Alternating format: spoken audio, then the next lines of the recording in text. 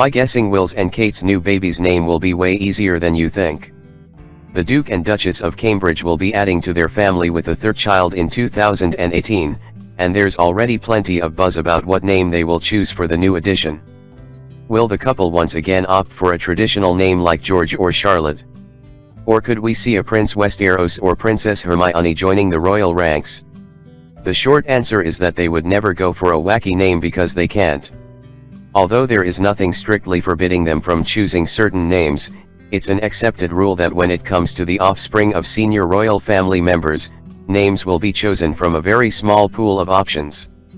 On offer are a selection of historic royal names, although some have fallen out of favor over the centuries. In medieval times it was all about the E's Egbert, Ethelwulf, Edred, and Edwisi, but these days, only Edward remains in royal circulation. More likely to be considered are those taken from the last few centuries, which have been recycled time and time again whether it comes from a monarch or a prince or princess. Victoria, Elizabeth, Alice, Alexandra, and Anne have been used over and over for girls, while Henry, Richard, Charles, James, and Albert have always been popular for boys. The reason for choosing a historic royal name is that it perpetuates the notion of stability. In order to evolve and survive, the royal family needs to be reassuringly constant, and taking names from family history helps create a feeling of strength and continuity. Family ties are important to them too, so this is also a way to pay tribute to beloved parents and grandparents and the people who are important to them. With the Queen, the message couldn't be clearer. Her Christian name was her mother's, although it helped that it also happened to be the name of the iconic Queen Elizabeth I, and her middle names, Alexandra and Mary, were those of her great-grandmother and grandmother, respectively. Prince George was a cast-iron choice too. George V was on the throne during WWI and George VI was on the throne during World War II, and both were strong, popular, and reassuring figureheads for the country.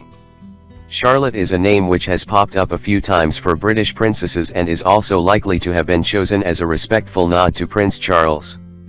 Middle names can be brought in by the partners who've married into the family and are not necessarily from the royal pool. Prince Charles and Prince William both have the middle name Philip, and Charlotte has Diana as one of hers.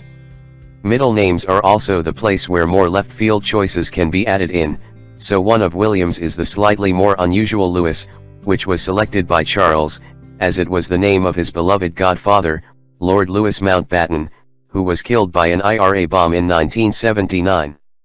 When it comes to less senior members of the royal family, creative names are even more possible. Princess Anne named her daughter Zara, which is Greek for bright as dawn, and was suggested to her by her brother, Prince Charles.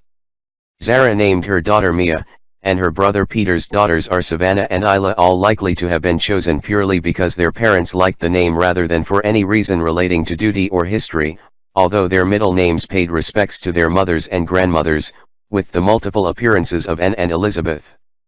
As the family fans out, the rules become more relaxed, which means that when it comes to Prince Harry having children, we could see some more unexpected choices.